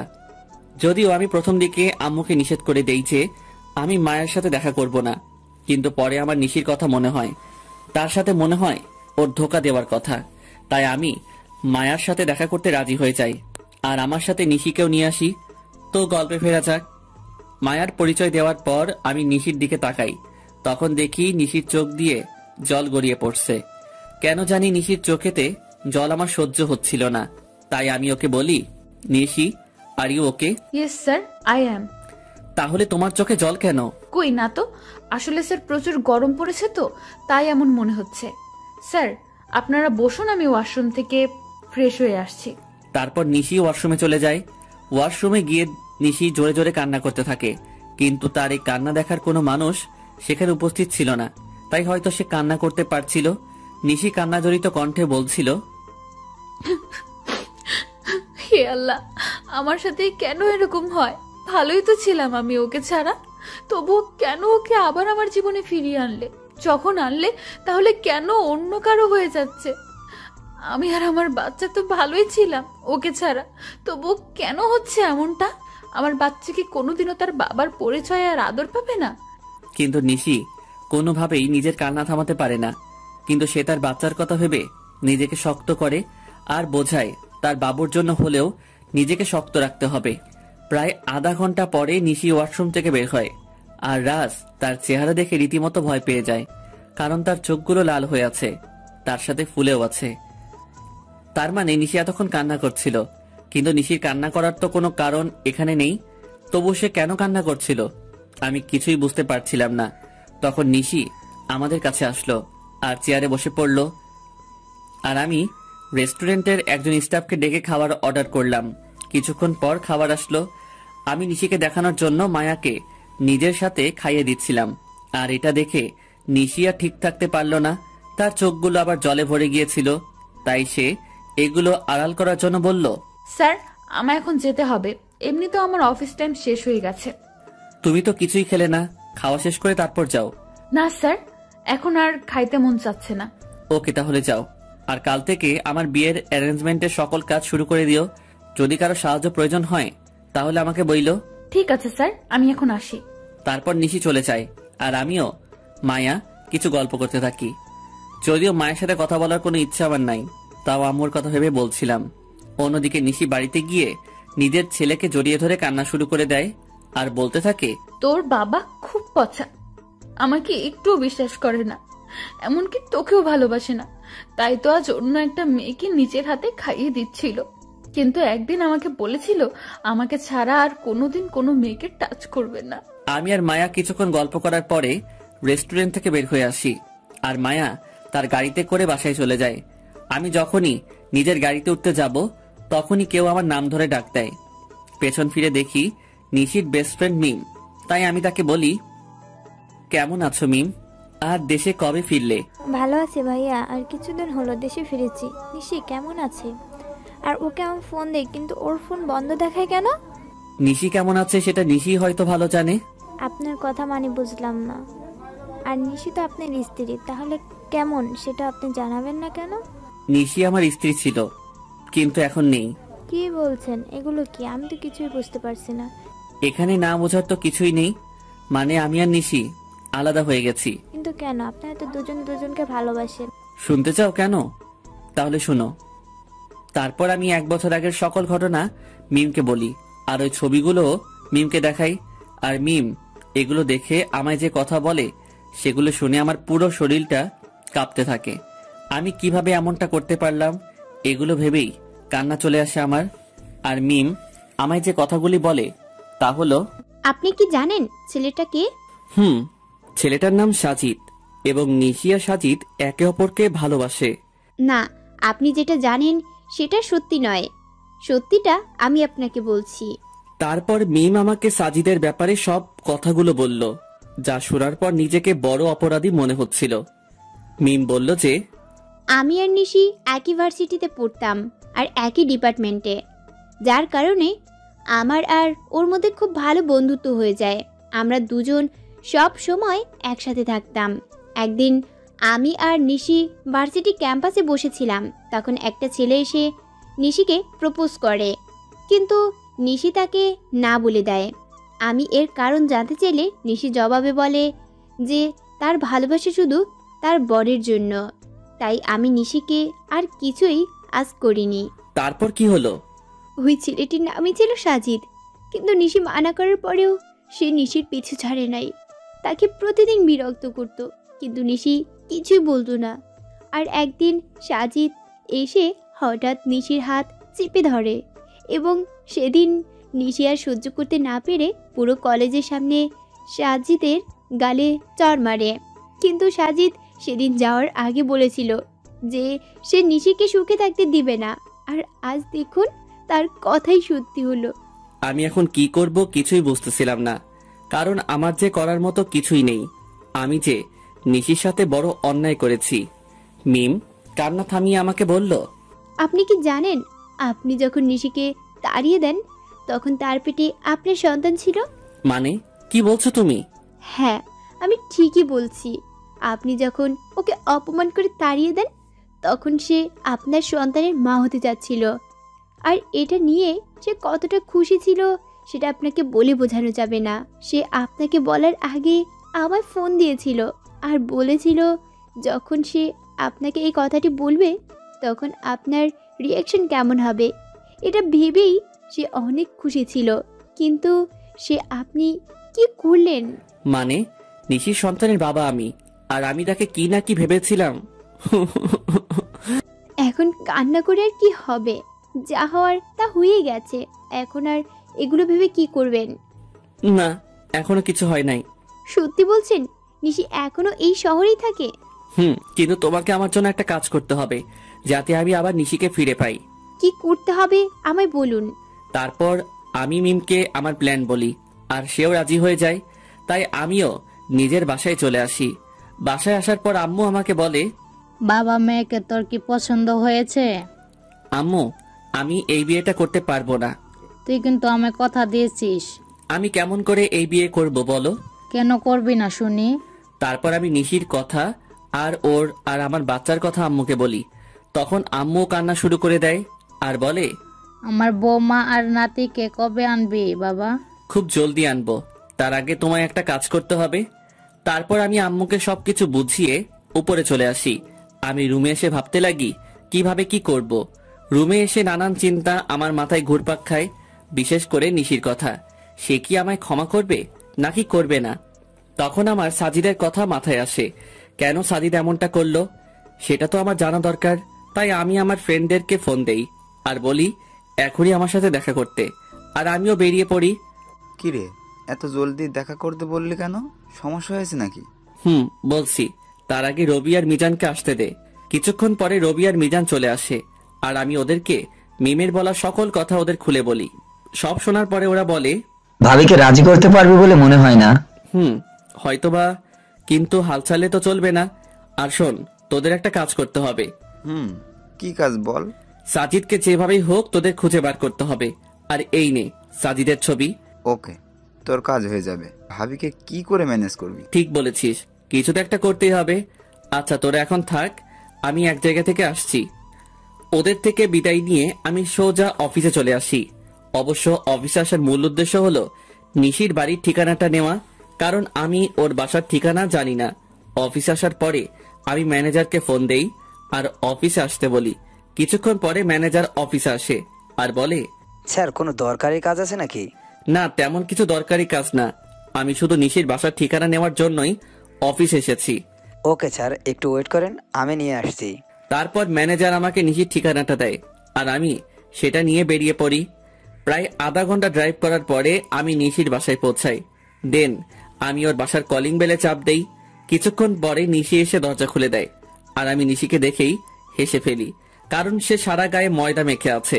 তখন নিশি বলে, ওই আপনি পাগলের মতো হাসছেন কেন? আর এখানে বা কি করছেন? বারে নিজের বউয়ের বাসায় আসতে আবার কারো পারমিশন লাগে নাকি? মানে কি আপনার বউ? আর এসব কি বলছেন? আমার সামনে যে দাঁড়িয়ে আছে সেই আমার বউ, বুঝেছেন? আর দেখি সাইড দেন, আমি ভেতরে ঢুকবো। হাইসে, আমি কারো বউ, আর 1 বছর আগেই আমার ডিভোর্স হয়ে গেছে। তো কি হয়েছে, আমি আবার বিয়ে করব। কি বলছেন কি আপনি? আমি এর কথার জবাব না দিয়ে বাচ্চার দিকে এগোতে থাকি, আর যখনই আমি বাচ্চাটিকে স্পর্শ করতে যাব তখনই নিশি আমাকে ধাক্কা দেয় আর বলে ওঠে, একদম আমার বাচ্চার ধারে কাছে আসার চেষ্টা করবেন না, তাহলে কিন্তু আমার চেয়ে খারাপ আর কেউ হবে না। ও কি শুধুই তোমার বাচ্চা? ও শুধু আমার আর কারো না, তাই আপনি ওকে ছোঁয়ার চেষ্টাও করবেন না। প্লিজ নিশি, আমার বাচ্চাকে একটু কোলে নিতে দাও। আপনার বাচ্চা? হাসাইলেন মিস্টার রাজ। ও শুধু আমার বাবু, আর আমি ওর মা, এবং আমি ওর বাবা। নিশি প্লিজ। না, আমি ওকে কোনো অপরিচিত লোকের কাছে যেতে দেব না। তুমি কাকে অপরিচিত বলছো নিশি? তুমি জানো না আমি ওর কে হই? না, জানি না, আর জানতেও চাই না। তাই ভালোই ভালোই বলছি, এখান থেকে চলে যান, নয়তো আমার থেকে খারাপ আর কেউ হবে না। তুমি মানো নাকি না মানো, আমি ওর বাবা, আর এটাই সত্যি। বাবা? তাই না? এই বাবার অর্থটার মানে আপনি জানেন? যে নিজের স্ত্রীকে বিলিভ না করে অন্য লোকের কথা শুনে নিজের অন্তঃসত্ত্বা স্ত্রীকে বাড়ি থেকে বের করে দেয়, তার কোনো বাবা হওয়ার যোগ্যতা নেই, বুঝছেন আপনি? নিশি আমি মানছি আমি ভুল করেছি, তাই বলে কি তুমি আমাকে আমার বাচ্চার থেকে আলাদা করে দেবে? আপনি আর একবার ওকে নিজের বাচ্চা বলবেন না। এই 1 বছর আমি ওর বাবা মা দুটোই ছিলাম, আর ভবিষ্যতেও থাকতে পারবো। প্লিজ নিশি আমাকে ক্ষমা করে দাও, এরকম ভুল আমি আর কোনো দিন করব না। এই বলে আমি ওকে নিজের বুকের মাঝে টেনে নেই। নিশি কিছুক্ষণ আমার বুকের মাঝে থেকে পরক্ষণে নিজেকে ছাড়িয়ে নেয় আর বলে, ও বুঝেছি, আপনি কেন এখানে এসেছেন। আপনি আমার শরীরটা ভোগ করতে চান, এই তো? এর আগেও একবার করেছিলেন, তাই না? ওকে, আমি নিজেই আমার সব বিলিয়ে দিচ্ছি, তবুও আপনি আমার আর আমার সন্তানের মাঝখানে আসবেন না। বলেই নিজের শাড়ির আঁচল নিচে ফেলে দিল আর বলল, নিন, শুরু করুন। আমি এবার নিজের রাগকে কন্ট্রোল করতে না পেরে নিশির গালে জোরে একটা চড় মারি আর বলি, তুমি এমনটা ভাবলে কি করে নিশি? তুমি আজ পর্যন্ত এই চিনলে? ঠিক আছে, তুমি যখন বলছো তবে আমি তোমাদের জীবন থেকে অনেক দূরে চলে যাব। তার আগে প্লিজ একবার আমার ছেলেকে আমার কোলে দাও। নিশি কিছুক্ষণ কি যেন একটা ভাবলো, তারপর বলল, শুধু একবার, তার বেশি না। তারপর আমি আমার ছেলেকে কোলে তুলে নিলাম, আর ওকে কোলে নেওয়ার পর যেন মনে হলো পুরো পৃথিবীর সুখ আমার কোলের মাঝে আবদ্ধ হয়েছে। কিন্তু এটা বেশি সময় স্থায়ী হলো না। নিশি আমার কোল থেকে বাচ্চাকে কেড়ে নিয়ে বলল, এবার যান, আর কোনোদিন এখানে আসবেন না। আমি কিছু বললাম না, শুধু বললাম নিজেরও বাবুর খেয়াল রেখো। তারপর সেখান থেকে চলে আসলাম। নিশির বাসা থেকে বের হয়ে রাস্তায় আসলাম আর ভাবতে লাগলাম নিশি আমাকে এতটুকু বিশ্বাস করে না। ও কেমন করে ভাবতে পারলো যে আমি ওর শরীরকে? না, নিশির সামনে আমি আর কোনোদিন যাব না। নিশিও তো এটাই চাই, তবে তাই হোক। এমন সময় রবির ফোন আসে আরও বলে, কিরে রাজ, কোথায় আছিস তুই? সেই কখন থেকে ফোন দিয়ে যাচ্ছি। তুই আমার অফিসে এক্ষুনি আয়, আর সাথে করে একজন উকিলকেও নিয়ে আসিস। আমি না হয় আসবো, তবে উকিলকে কেন নিয়ে আসবো তাই তো বলবি। এত কথা না বলে তোকে যা বলছি তুই তাই কর। এই বলে আমি ফোন কেটে দেই আর নিজের অফিসে চলে আসি। কিছুক্ষণ পরে রবি আর উকিল আসে। তখন আমি বলি, উকিল সাহেব, আমি একটা উইল করতে চাই। বলুন, কিসের উইল করবেন? আমি এই কোম্পানির অর্ধেক আমার ছেলে আর বাকি অর্ধেক আমার স্ত্রীর নামে করে দিতে চাই, আর সেটা আজ রাতের মধ্যেই। কি বলছিস কি এসব? তোর মাথা ঠিক আছে তো? আমি ঠিক বলছি, আর আমার মাথাও ঠিক আছে। যেহেতু আমার আব্বুর আলাদা কোম্পানি আছে, তাই কোনো প্রবলেম নাই। ওকে, আপনি যখন বলছেন তখন তাই হোক। তারপর উকিল সাহেব সকল ফর্মালিটি পূরণ করে দেয়, আর আমি ম্যানেজারকে ফোন করে বলে দেই যে নিশি এখন থেকে এই কোম্পানির মালিক। তারপর আমি রবিকে বলি, রবি আমার জন্য যত তাড়াতাড়ি পারিস একটা লন্ডনের ফ্লাইটের টিকিট বুক করে দে, আর সেটা আজ রাতের মধ্যে হলেই ভালো হয়। মানে তুই লন্ডনের টিকিট কি করবি? আমি এই দেশে আর থাকবো না, তাই লন্ডনে যাব। কিন্তু? কোনো কিন্তু নয়। আর হ্যাঁ, কেউ যেন জানতে না পারে আমি কোথায় আছি। তুই কাউকে বলবি না, এটা আমার কসম। ঠিক আছে। তারপর রবি একটা টিকিটের ব্যবস্থা করে দেয়, আর আমাকে এয়ারপোর্টে থুতেও যায়, আর বলে ওখানে পৌঁছে আমাকে ফোন দিবি, আর আমার সাথে যোগাযোগ বন্ধ করবি না কিন্তু। করব। কিছুক্ষণ পরে আমার ফ্লাইট, তাই আমি প্লেনে গিয়ে বসি, আর প্লেনও টেক অফ করে। যেহেতু আমি লন্ডন থেকে লেখাপড়া শেষ করেছি, তাই এখানে আমার অনেক ফ্রেন্ডই আছে। তাই আমি সেখানে পৌঁছে আমার এক ফ্রেন্ডকে কল দেই, আর সে আমাকে এয়ারপোর্ট থেকে পিক করে নিয়ে যায়। আমার ফ্রেন্ডের লন্ডনে একটা কোম্পানি আছে, তাই সে আমাকে সেখানে কাজ দেয়। আমি লন্ডনে এসেছি 2 দিন হলো। এর মধ্যে শুধু রবির সাথে কথা হয়েছে। অন্যদিকে নিশি প্রায় 2 দিন হলো অফিসে যায় না, আর সে একদিন বিকেলে তার ছেলেকে নিয়ে বাইরে ঘুরতে বের হয়, আর তখনই তার মিমের সাথে দেখা হয়। আর মিম নিশিকে দেখা মাত্র জড়িয়ে ধরে আর কান্না শুরু করে দেয়। এভাবে কিছুক্ষণ দুজন কান্না করতে থাকে। তারপর মিম নিশির কোলে বাবু দেখে বলে, এটাই বুঝি আমার পুস্কু? রে, দেখতে তো একেবারে ওর বাবার মতো হয়েছে। প্লিজ মিম, ওর নামটা আর বলবি না। কেন রে? তুই কিছুই জানিস না ও আমার সাথে কি করেছে। আমি সব জানি, রাজ ভাই আমাকে সব বলেছে। তারপর মিম নিশিকে সব সেদিনকার কথা সব খুলে বলে, আর কথাগুলো শুনে নিশিও কান্না শুরু করে দেয়, আর বলে, আমি কিভাবে পারলাম ওর সাথে খারাপ ব্যবহার করতে? তাহলে কি সেদিন ও এই কথাই বলতে এসেছিল? তুই কি বলছিস? আমি কিছুই বুঝতে পারছি না। কাইন্ডলি একটু পরিষ্কার করে বলবি যে কার সাথে খারাপ ব্যবহার করেছিস? বলছি। তারপর নিশি সেদিন ঘটে যাওয়া ওর আর রাজের সকল ঘটনাগুলো বলে। সব কথা শোনার পরে মিম বলে, যা হওয়ার হয়ে গেছে, তুই কালকে গিয়েই রাজ ভাইয়ার কাছে মাপ চাইবি। ও কি আমায় মাফ করবে? অবশ্যই করবে। আর এখন বাড়িতে যা, কাল দেখা হচ্ছে। তারপর নিশি ও তার ছেলে বাড়িতে চলে আসে। বাড়িতে আসার পর থেকেই নিশি অনেকটা খুশি, যার মূল কারণ ভালোবাসার মানুষকে ফিরে পাওয়া। নিশি ভাবতে শুরু করে দিয়েছে কালকে কি হবে, কিন্তু নিশি হয়তো এটা জানে না যে কালকে তার জন্য কি অপেক্ষা করছে। পরের দিন সকালে নিশি একদম রাজের পছন্দ মতো সাজে। নীল শাড়ি, নীল চুড়ি, হালকা মেকআপ, কিন্তু ঠোঁটে কোনো প্রকার লিপস্টিক দেয়নি, কারণ রাজ লিপস্টিক দেওয়া পছন্দ করে না। সাজগোজ শেষে নিশি নিজেকে নিজে দেখেই লজ্জা পায়, কারণ আজ প্রায় 1 বছর পরে ও এরকমভাবে সাজলো। কিছুক্ষণ নিজেকে আয়নায় দেখার পরে নিশি অফিসের উদ্দেশ্যে রওনা দেয়। অফিসে পৌঁছে নিশি অবাক হয়ে যায়, কারণ সবাই নিশিকে সালাম দিচ্ছে, কিন্তু এসব নিয়ে নিশির কোনো মাথা ব্যথা নেই। সে শুধু তার প্রিয় মানুষটির অপেক্ষা করতে লাগলো। নিশি অফিসে এসেছে প্রায় ঘন্টাখানেক হলো, কিন্তু এখনও রাজ আসে নাই। তাই এবার নিশির বেশ চিন্তা হচ্ছে। তাই সে ম্যানেজারের কাছে যায় আর বলে, আচ্ছা, এখনো রাজ অফিসে আসে নাই কেন? রাজ স্যার তো গত 3 দিন ধরে অফিসে আসছে না ম্যাম। মানে অফিসে আসে না কেন? আর আপনি আমাকে ম্যাম কেন বলছেন? অফিসের বসকে ম্যাম বলবো না তো কি বলবো? কি বলছেন এসব? আর কে এই অফিসের বস? আপনি আমাদের অফিসের নতুন বস, আর এই অফিস আপনারও, আপনার ছেলেরও নাম রাজ। স্যার লিখে দিয়ে গেছেন। মানে লিখে দিয়ে গেছেন? কোথায় গেছেন উনি?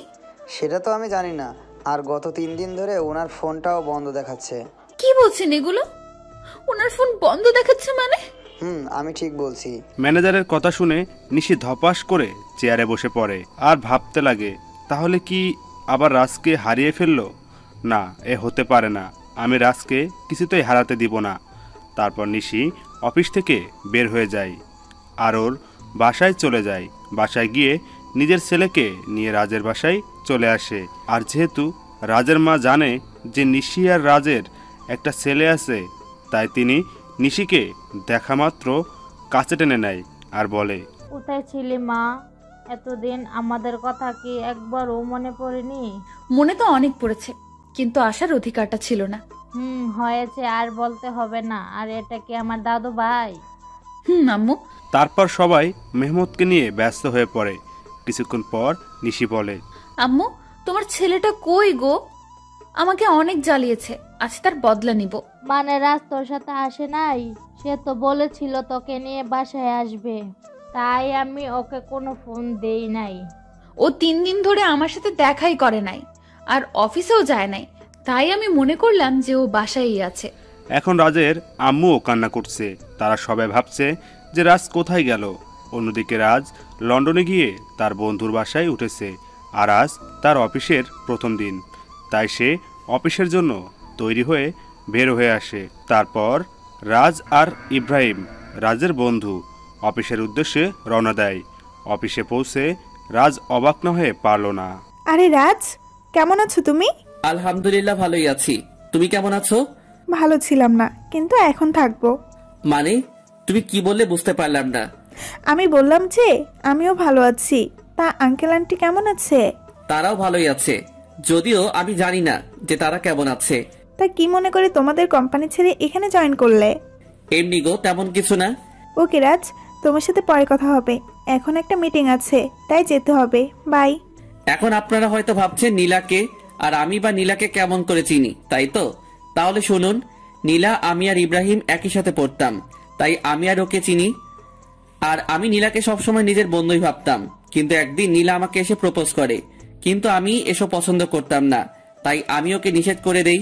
কিন্তু নীলা আমায় প্রতিদিন প্রপোজ করতে থাকে, তাই আমি তাকে বলে নেক্সট টাইম যদি সে আমায় প্রপোজ করে তাহলে আমি ওর সাথে আর বন্ধুত্ব রাখতে পারবো না। তাই সেদিনের পর থেকে নীলা আমায় আর প্রপোজ করে নাই। এর মধ্যে আমার লেখাপড়া শেষ হয়ে যায়, তারপর আমি দেশে ফিরে আসি। আর বাকিটুকু তো আপনারা জানেন। নীলা যাওয়ার পরে আমি ইব্রাহিমকে বলি, কি রে, এটা তো তোর কোম্পানি, তাহলে নীলা এখন কার বস কিভাবে? এটা আমার কোম্পানি, কিন্তু এর মালিক আমরা দুজন, আমি আর নীলা। তো তুই আমাকে আগে বলতে পারলি না যে এখানে নীলাও আছে? তাহলে আসতি না, তাই তো? এর জন্যই তো নীলার কথা আমি তোকে আগে বলিনি। বেশ করেছিস। এখন এখান থেকে দূর হ, আমার কাজ আছে। তারপর আমি কাজ করতে শুরু করলাম। বিকেলের আগে আমার সব কাজ শেষ হয়ে যায়, তাই আমি একটু অফিসে চারপাশটা ভালো করে ঘুরে দেখছিলাম। তখন পেছন থেকে কেউ আমার কাঁধে হাত রাখে। আমি তখন পেছনে ফিরে দেখি নীলা দাঁড়িয়ে আছে। এখানে দাঁড়িয়ে কি করছো রাজ? কিছু না, শুধু চারপাশের প্রকৃতি দেখছিলাম। ও চলো, আজ আমি আর তুমি একসাথে ডিনার করব। তা কি করে হয় বলো? সব হয়। কিছুক্ষণ পরে নীলা গাড়ি একটা রেস্টুরেন্টের সামনে দাঁড় করায়, আর আমরা সেখানে ডিনার শেষ করি। ডিনার করার সময় আমাদের অনেক কথাই হয়। তারপর নীলাই আমাকে বাড়িতে পৌঁছে দেয়। বাড়িতে আসার পরে আমি সোজা ওয়াশরুমে চলে যাই, আর কিছুক্ষণ পরে ফ্রেশ হয়ে বেরিয়ে আসি। আর তখনই আমার রবির কথা মনে হয়। আজ সারাদিন ওকে একবারও ফোন দেওয়া হয়নি, তাই আমি দেরি না করেই ওকে ফোন দেই। আর ফোন ধরার পর রবি বলে, কেমন আছিস ভাই? এই তো ভালোই আছি, তুই কেমন আছিস? আমিও ভালো আছি। আমার বাড়ির সবাই কেমন আছে? কেউ ভালো নেই, তুই যাবার পরে সবাই কেমন যেন হয়ে গেছে, আর আন্টি তোর জন্য প্রায় পাগল হয়ে গেছে। তুই ফিরে আয় ভাই। সময় হলেই আমি ফিরে আসবো। আর নিশি আর আমার বাবু কেমন আছে রে? নিশি তো বাদ দে নিশির কথা, তুই ভালো থাকিস আর আমার পরিবারকেও দেখে রাখিস। এই কথাগুলো বলেই আমি ফোনটা কেটে দেই। সে রাতে আমার আর ঘুম আসলো না। পরের দিন থেকে আমি আবার নতুন জীবন শুরু করার ব্যর্থ চেষ্টা করি। সকালে ফ্রেশ হয়ে ইব্রাহিমের সাথে অফিসে চলে যাই। আর অফিসে পৌঁছে নীলা বলে, রাজ কেমন আছো? এই তো ভালো, তুমি কেমন আছো নীলা? আমিও ভালো আছি। কাজের চাপ বেশি দেয়নি তো তোমায়? আরে না, এতটুকু কাজ করার অভ্যাস আমার আছে। ও আচ্ছা, তোমার কাজ শেষ হলে আমি আর তুমি এক জায়গায় যাব, কেমন? সেটা না হয় যাব, কিন্তু যাবেটা কোথায়? সেটা গেলেই দেখতে পারবে। আমিও আর বেশি না ভেবে কাজে মন দিলাম। আর কাজ করতে করতে কখন বিকেল হয়ে গেছে জানতেই পারি নাই। তখন হঠাৎ নীলা এসে বলল, কি গো, তোমার হলো? আর একটু আছে, তুমি দাঁড়াও। আমি আর দাঁড়াতে পারছি না, তুমি আমার সাথে চলো, আমি এই কাজটা অন্য কাউকে দিচ্ছি। বলে নীলা আমার কাজটা একজনকে দিয়ে আমাকে জোর করে বাইরে নিয়ে আসে। আমাকে বাইরে নিয়ে আসার পর নীলা বলে, তুমি গাড়িতে বসো, আমি আসছি। তারপর নীলা আমার অফিসের মধ্যে চলে যায়, আর আমি গাড়িতে উঠে বসি। কিছুক্ষণ পরে নীলা বের হয়ে আসে আর গাড়িতে উঠে গাড়ি ড্রাইভ করে। কিছুক্ষণ ড্রাইভ করার পরে আমরা একটা বড় বাড়ির সামনে এসে দাঁড়াই, আর নীলা বলে, রাজ চলো। এটা আমায় কোথায় নিয়ে এলে? ভেতরে গেলেই দেখতে পারবে। তারপর আমি নীলার পিছু পিছু ভেতরে যাই, আর ভেতরে গিয়ে আমি অবাক হয়ে যাই, কারণ ভেতরে নীলার বাবা বসা ছিল। তার মানে এটা নীলাদের বাড়ি। তখন আমি বললাম, কেমন আছেন আঙ্কেল? ভালো বাবা, তুমি কেমন আছো? জি আঙ্কেল, আমিও ভালো আছি। তারপর আরো অনেক কথা বললাম, আর খাওয়া দাওয়াও ওখানেই করলাম। নীলা রাতে আমাকে ইব্রাহিমের বাসায় থুয়ে যায়, তাই আমিও ফ্রেশ হয়ে ঘুমিয়ে পড়ি। এভাবে 5টা বছর পার হয়ে যায়, আর এই 5 বছরে নিশির জন্য আমার ভালোবাসায় এতটুকু কমে নাই, বরং বেড়েছে। তো প্রতিদিনের মতো আজ অফিসে গেলাম, আর অফিসে পৌঁছানোর পর নীলা আমার কাছে এসে বলল, শোনো রাজ, আমরা আগামীকাল বাংলাদেশে যাব। সেখানে একটা মিটিং আছে, আর আমার সাথে তুমিও যাবে। তাই তোমার যা যা প্রয়োজনীয় তুমি আজ বাসায় গিয়ে প্যাকিং করে নাও, আর কাল সকালে আমাদের ফ্লাইট। ওকে ঠিক আছে। কেন জানি আমি ওকে মানা করতে পারলাম না, হয়তো অনেকদিন পর দেশে ফিরবো, এর জন্যই সেদিনকার মতো অফিস করে বাসায় চলে আসলাম। তারপর আমি আমার কিছু জিনিস প্যাকিং করে রাখলাম। পরের দিন সকালেই আমি আর নীলা বাংলাদেশে চলে আসলাম, আর আমি ওখানকার যে কোম্পানির সাথে মিটিং হবে সেখানে গেলাম। আমি সেখানে গিয়ে আরো বেশি অবাক হয়ে যাই, কারণ এটা আর কারো না, আমার বাবার কোম্পানি, যার সাথে আমাদের মিটিং হবে। আমি কি করব তাই ভেবে পাচ্ছিলাম না। একবার মনে করলাম যে মিটিংটা অ্যাটেন্ড করব না, কিন্তু পরক্ষণে কি যেন হলো। আমি মিটিং প্লেসে চলে গেলাম। সেখানে গিয়ে আমি দেখি আমার বাবা একটা চেয়ারে বসা আছে, আর তার চেহারাটা কেমন যেন শুকিয়ে গেছে। তো আমি সেখানে গিয়ে সবার সাথে মত বিনিময় করলাম, আর আমি যখনই বাবার কাছে গেলাম তখন বাবা আমাকে দেখা মাত্র জড়িয়ে ধরলো আর বলল, কোথায় ছিলি বাবা এতদিন?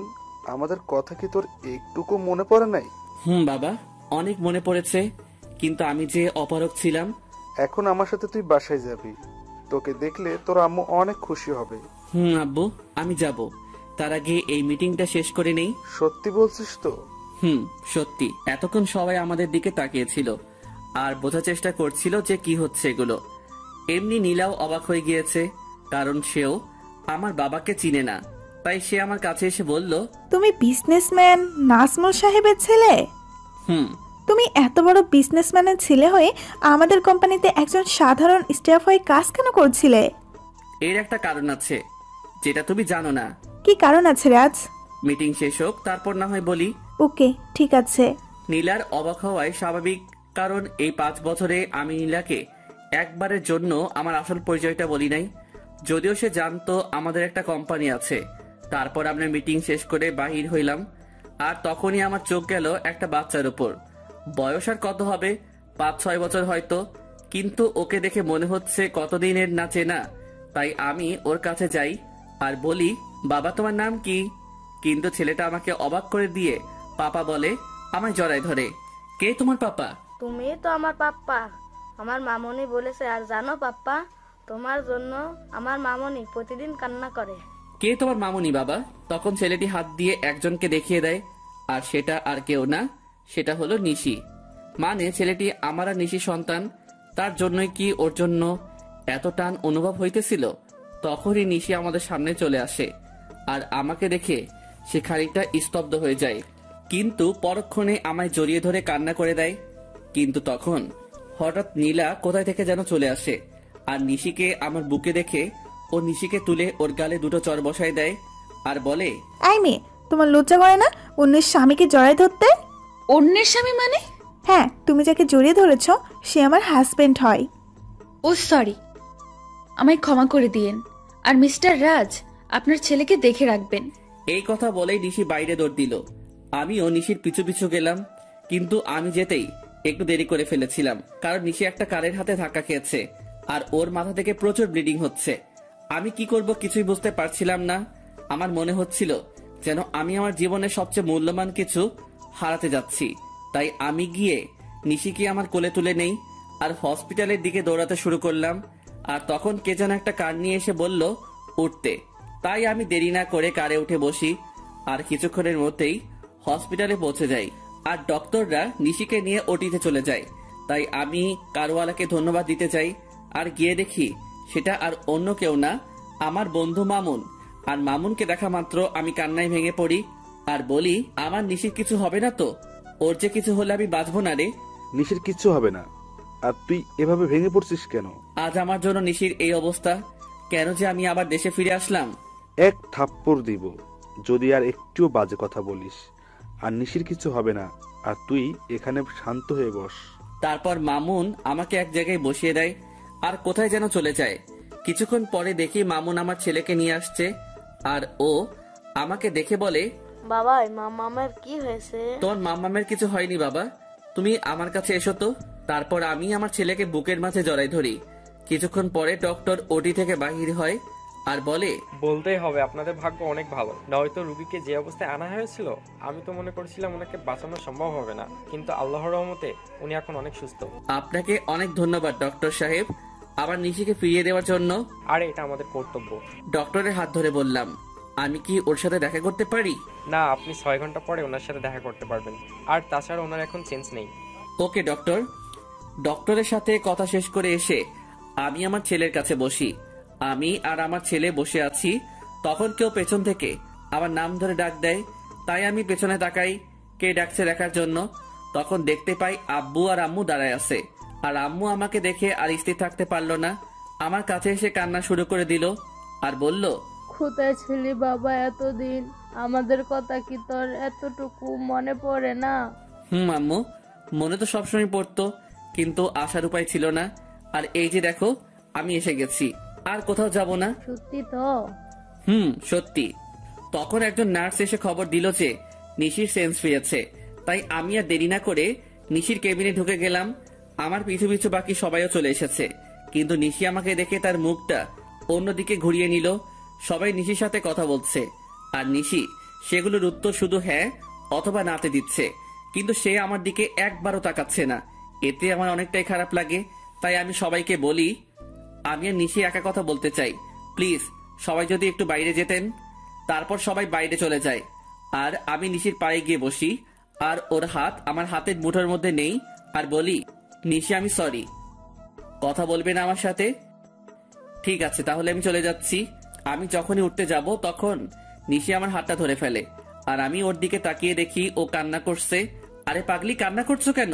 আপনি খুব খারাপ, শুধু আমায় কষ্ট দেন। গো, আমি খুব খারাপ, আর আমি ওয়াদা করছি আজকের পর থেকে তোমায় আর কখনো কষ্ট দিব না। এইভাবে বললে তো আমি বিলিভ করব না। তাহলে কিভাবে বলবো? কান ধরে বলেন। ওকে শোনা বউ, এই তো কান ধরলাম। ওই ফাজিল, আমি কি আমার কান ধরতে বলেছি নাকি? তো কি হলো? আর যাবেন না তো? কখনো না। পাগলিটাও আমার বুকের মধ্যে মিশে গেল। ঠিক তখনই নীলা কেবিনে আসলো, আর নিশি নীলাকে দেখা মাত্র আমাকে আরো শক্ত করে জড়িয়ে ধরলো। ওর মতে ও যদি আমায় ছেড়ে দিলে হারিয়ে যাব। ভয় পেও না নিশি, আমি তো শুধু ক্ষমা চাইতে এসেছি, কারণ আমি জানতাম না যে তুমি রাজের কি হও, তাই ওই কথাগুলো বলেছিলাম। It's okay. Thank you Nishi, and goodbye বলে নীলা চলে যায়। তখন আমি নিশিকে বলি, বাবু তুমি এখন রেস্ট নাও, তুমি এখনো অনেকটাই উইক। তারপর নিশি আমার হাতটা ধরেই বাচ্চাদের মতো ঘুমিয়ে পড়ে। প্রায় 15 দিন পর নিশিকে রিলিজ দেওয়া হয়, আর নিশির পুরোপুরি সুস্থ হতে প্রায় 1 মাস সময় লাগে। আর এই 1 মাস কেটেছে নিশির সাথে দুষ্টুমি করতে করতে। একদিন রাতে আমি আর নিশি ছাদে বসেছিলাম, তখন নিশির কি যেন মনে হলো, আর সে আমার কোলের উপর উঠে এসে বসলো, আর আমার গাল জড়ায় ধরে বলল, আমার না একটা ফুটফুটে মেয়ে চাই, দেবেন? দিব। আমি ওর ঘাড়ে আমার নাক ডুবিয়ে গন্ধ নিচ্ছি আর কথাগুলো বলছিলাম, কেমন যেন নেশা ধরানো গন্ধ। তখন নিশি হঠাৎ করে ওর দুহাত দিয়ে আমার মাথা উঁচু করে ওর ঠোঁট আর আমার ঠোঁট এক করে দেয়, আর পাগলের মতো চুষতে থাকে। নিশির এমন কাজ দেখে আমি খানিকটা অবাক হলেও পরক্ষণেই নিজেকে সামনে নেই, আর ওর কোমরটা জড়িয়ে ধরে নিজের দিকে টেনে আনি, আর ওর ঠোঁট চুষতে থাকি। এভাবে প্রায় 10 মিনিট ছিলাম। তারপর আমি নিশিকে 5 কোলে তুলে নিয়ে রুমের মধ্যে আসি, আর পা দিয়ে দরজাটা লাগিয়ে দেই। তারপর নিশিকে বিছানায় শুয়ে দিয়ে নিজের শার্টের বোতামগুলো খুলি আর শার্টটা দূরে ছুঁড়ে মারি। তারপর নিশির উপর উঠে ওর ঘাড় সহ সারা শরীরে কিস করি, সাথে হালকা কামড় দেই, ফলে নিশি হালকা চিৎকার করছিল। তারপর আমি আস্তে আস্তে নিশির ব্লাউজের হুক খুলি, আর নিশি আবেগে আমাকে জড়ায় ধরে। তারপর আর কমু না, সবাই নিজে থেকে বুঝে নেন গা। কেউ একজন আমাকে বলেছিল আমি নাকি আনরোমান্টিক, তাই গল্পটা রোমান্টিক ভাবে শেষ করলাম, যার ফলে গল্প একটু বেশি 18+ চলে এসেছে। তাই সবাই আমাকে ক্ষমা করে দিয়েন, আর গল্পটা কেমন ছিল জানাবেন। The story is and.